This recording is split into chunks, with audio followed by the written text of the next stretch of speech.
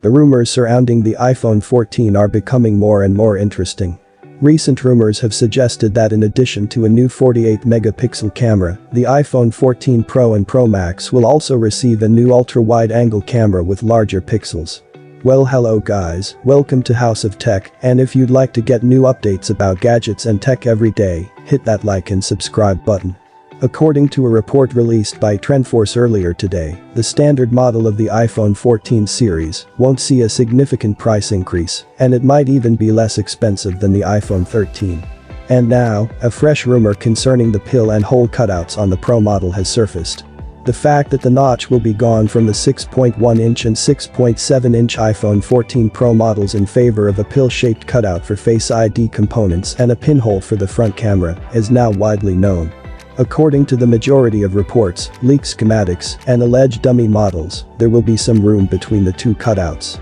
MacRumors now claims that it has learned from its sources that they will appear as a large continuous pill shape when the display is turned on. Apple will reportedly turn off the dead pixels to make the setup look like one long pill, because the space between the two cutouts is so small, making it appear that there is no way for Apple to effectively utilize that area, and the gap in the middle may have looked visually unappealing. This begs the question as to why Apple chose two cutouts in the first place.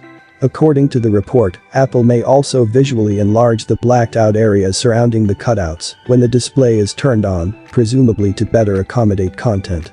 Apple might, for instance, enlarge that portion to accommodate the icons on the left and right sides. On September 7th, Apple will officially introduce the iPhone 14 line at their Far Out event.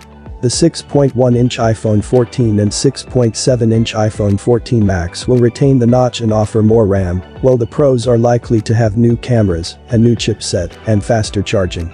We'll keep you updated on this developing story, and as always, thanks for watching. Don't forget to hit that like and subscribe button, and we'll see you tomorrow.